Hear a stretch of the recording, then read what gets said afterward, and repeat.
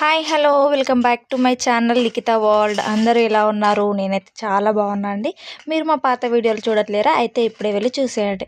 ఈరోజు వ్లాగ్ ఏంటంటే cooking vlog అనమాట. ఈరోజు నేను ఏం చేస్తున్నా అంటే నా స్టైల్లో అయితే మెంతికూర టమాటా మెంతికూరని అయితే వండుతున్నాను అనమాట. అది మీకు కూడా చూద్దామనేసి అయితే వీడియో తీస్తున్నాను అనమాట. సో ఏంటంటే ఫస్ట్ ఆఫ్ ఆల్ అయితే మనం షాప్ నుండి తెచ్చుకున్న మెంతికూర కట్టలు అయితే అన్నీ ఒకదానికొకటి దాంట్లో చెత్త ఉంటుంది కదా, పక్కన గడ్డి అవి ఇవి వస్తాయి కాబట్టి అదంతా నీట్గా ఏరేసుకొని ఇలా కట్ చేసుకోవాలన్నమాట. కొందరు ఆకులు అయితే తెంపేస్తారు, కానీ నేను ఆకులు తెంపాను. ఎందుకంటే ఆకులు కర్రీ వండిన తర్వాత ఇట్లా తీగలు తీగలు ఉండేసరికి మా సార్ తినడు. కట్ చేస్తే అవి మంచిగా ఉంటుంది కాబట్టి కట్ చేస్తాను అనమాట. నేను ఆకులు ఎప్పుడు తెంపను. సో నేనైతే ఇప్పుడు అంతా కట్ చేసుకున్నాను అనమాట. మెంతికూర అంతా కట్ చేసుకున్న తర్వాత నీట్గా దీన్ని ఫస్ట్ ఆఫ్ ఆల్ ఏంటంటే దీన్ని నీట్గా మడత పెట్టుకోవాలన్నమాట. ఎందుకంటే దాంట్లో చెత్త అవి పక్కన గడ్డి అవి వస్తాయి కదా. సో అందుకనేసి అయితే కట్ చేసుకున్నాను నేను నీట్గా. కట్ చేసుకున్న తర్వాత ఇంకోటి ఏంటంటే ఈ కొత్తిమీర నేను షాప్ నుండి తెచ్చింది అయితే కాదు, ఈ మెంతికూరలో వచ్చిందనమాట. ఇది ఆ కట్ట మధ్యలో ఉంది, మెంతికూర కట్టల మధ్యలో ఉంది.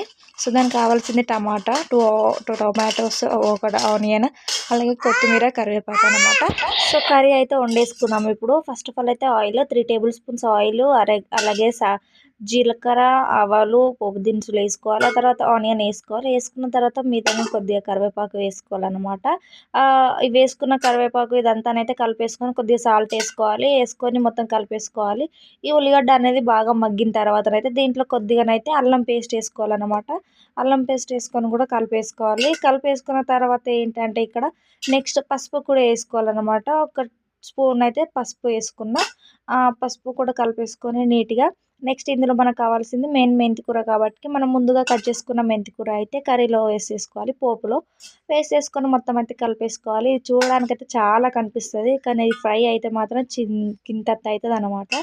సో ఇదైతే మొత్తం కలిపేసుకోవాలి. కలిపేసుకున్న మెంతికూరని అయితే కొద్దిసేపు మగ్గనివ్వాలి. మగ్గనించిన తర్వాత కొద్దిగా టమాటా వేసుకోవాలన్నమాట. మనం ముందుగా కట్ చేసుకున్నట్టు ఒక టమాటో అయితే కర్రీలో అయితే వేసుకోవాలన్నమాట.